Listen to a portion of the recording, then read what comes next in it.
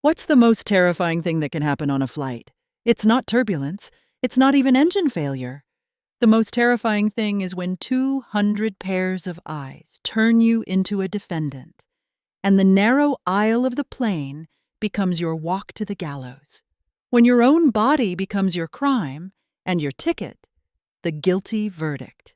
This is the story of a woman who was sentenced to public humiliation before the plane even left the ground. But no one knew that in a few hours, in that metal coffin, flying at 30,000 feet, she would become the sole arbiter of who would live and who would die. Dr. Faith Coleman knew her personal hell was about to begin.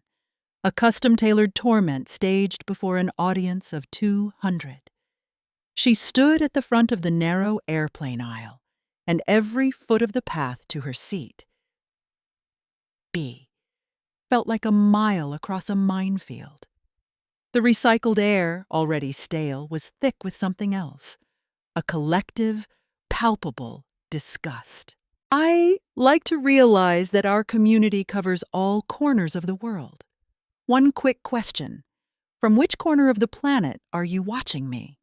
Write your country below, and let's see how far we've come together. She moved forward. And it wasn't a walk, but a slow-motion torture. She could feel it on her skin, not just stares, but hundreds of tiny, sharp pinpricks of contempt. She saw a young mother instinctively pull her child closer. Two teenagers nudge each other and dissolve into silent, mocking laughter, and a businessman in a tailored suit pointedly bury his face in the Wall Street Journal, pretending she didn't exist.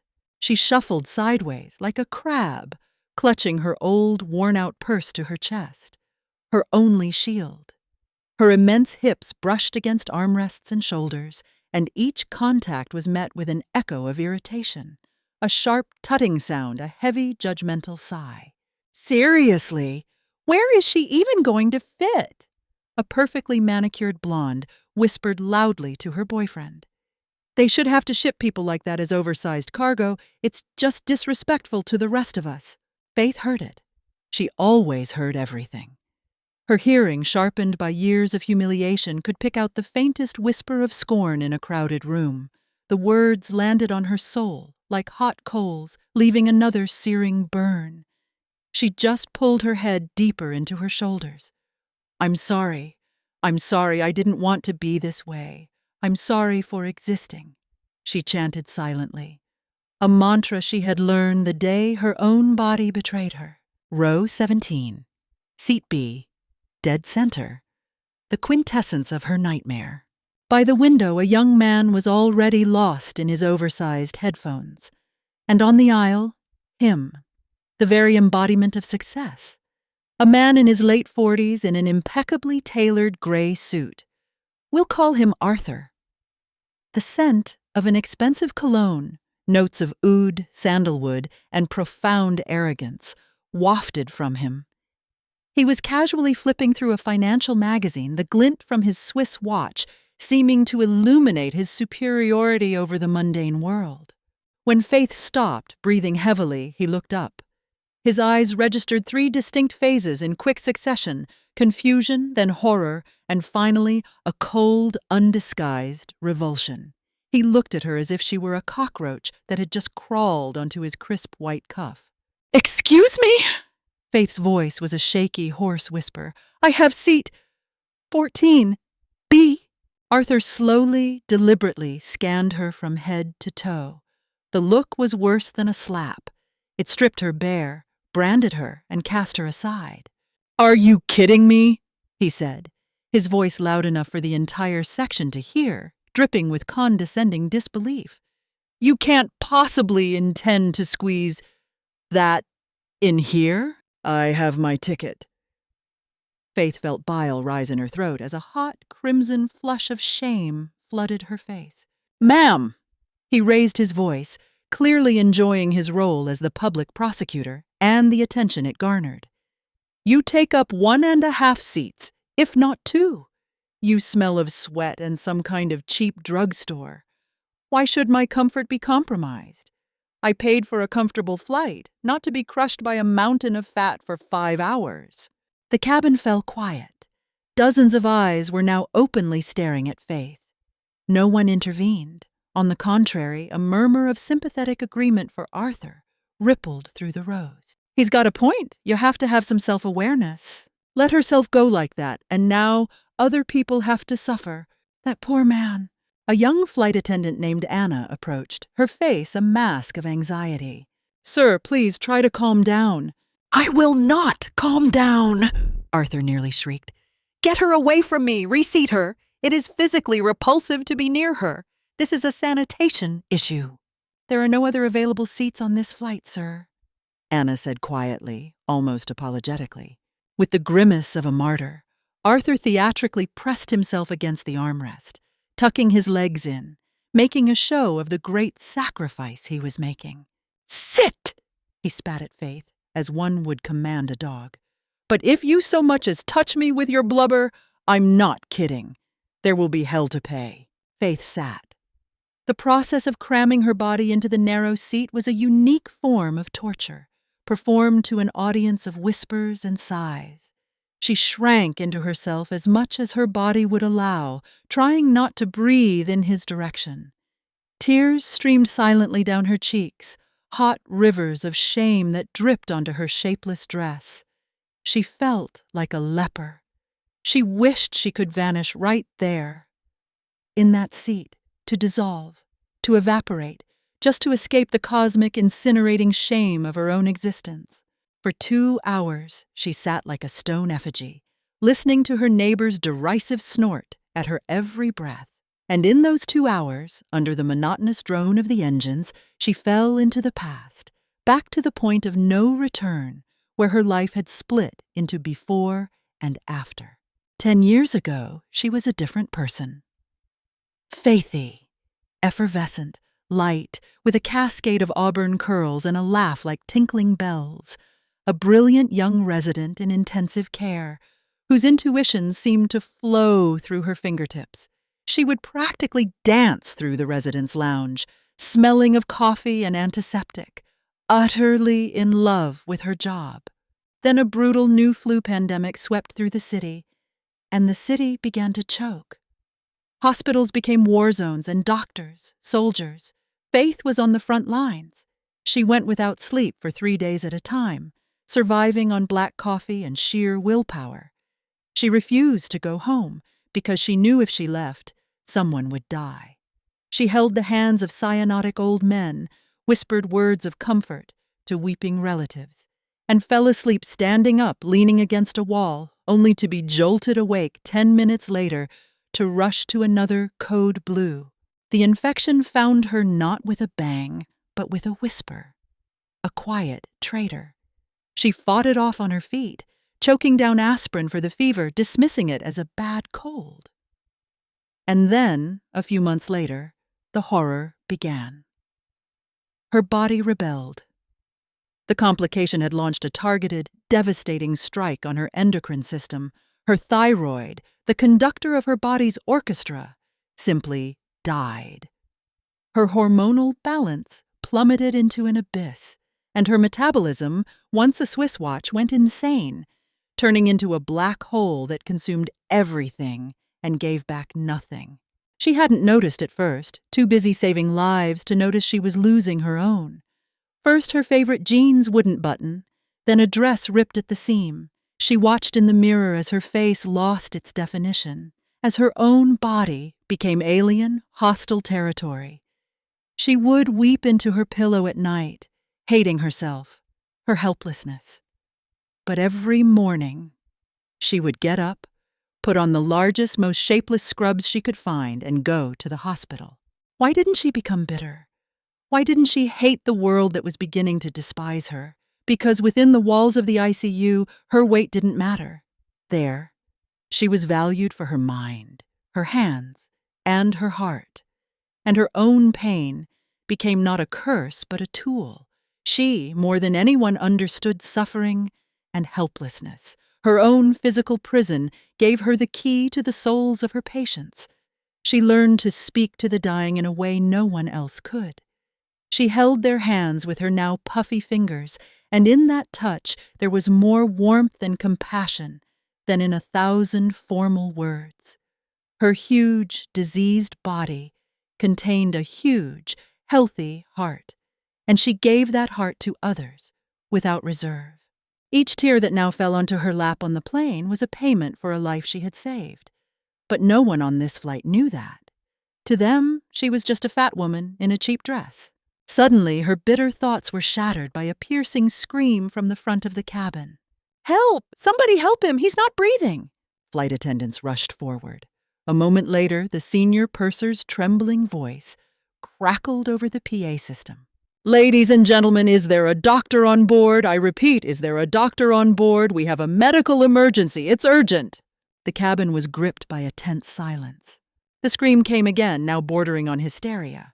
"He's not breathing! Oh my God, he's turning blue! A doctor!" Faith unbuckled her seatbelt. In the dead silence, the click of the metal latch sounded like a gunshot.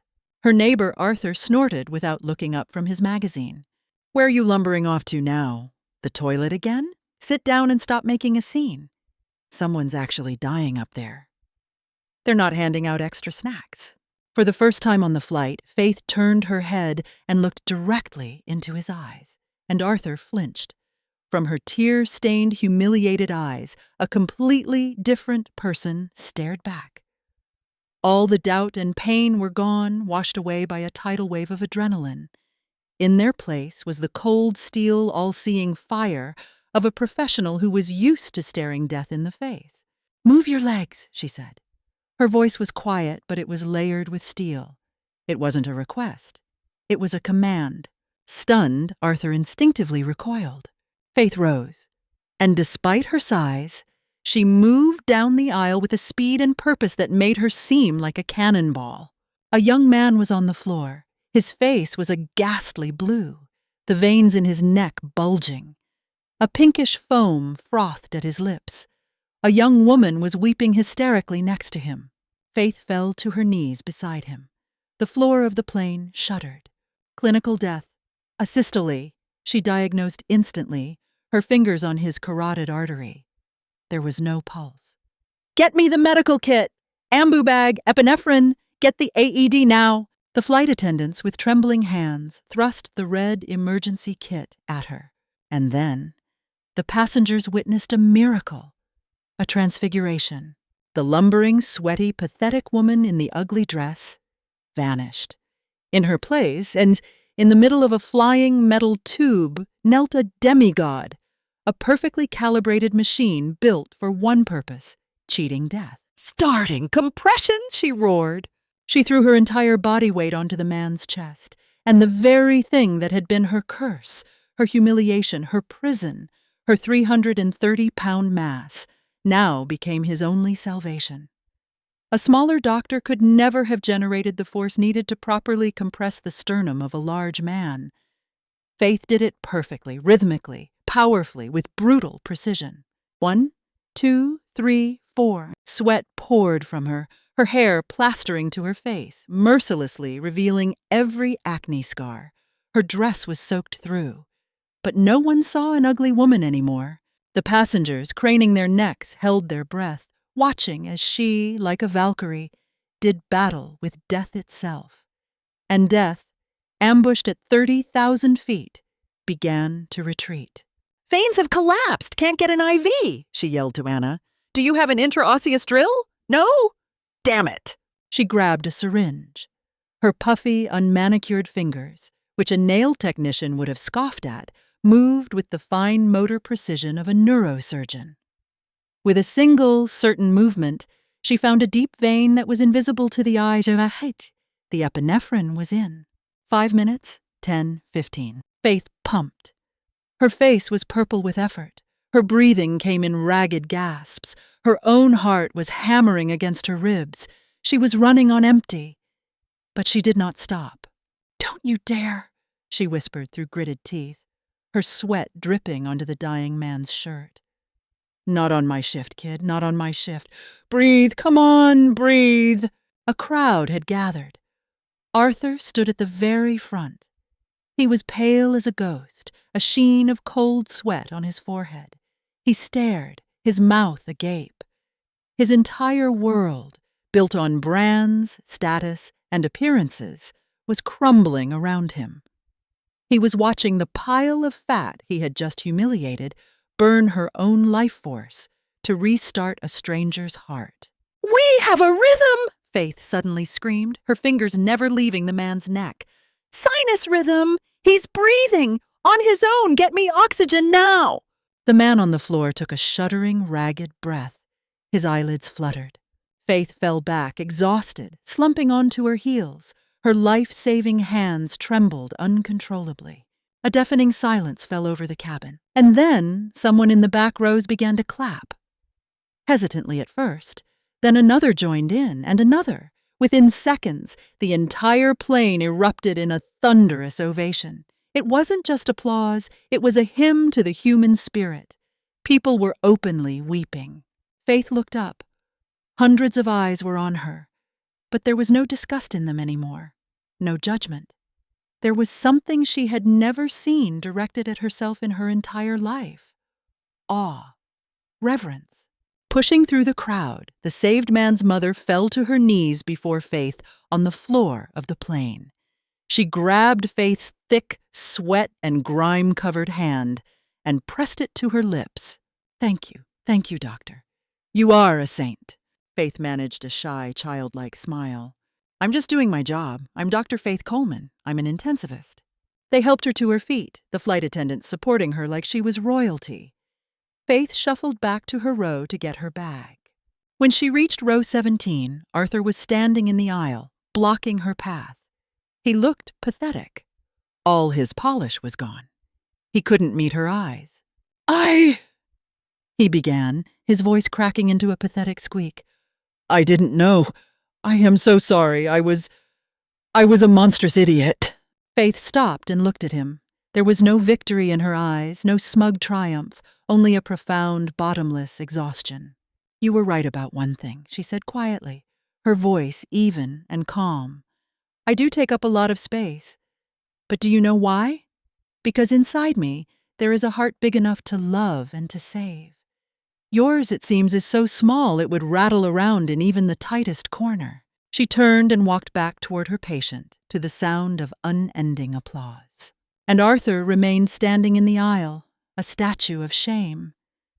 And for the first time in his impeccable life, he felt a foul, sickening odor emanating from himself, the stench of a rotten soul which no expensive cologne in the world could ever hope to mask. Because when life and death are on the line, nobody cares about the size of your clothes. The only thing that matters is the size of your heart. And in that, Dr. Faith Coleman was a giant.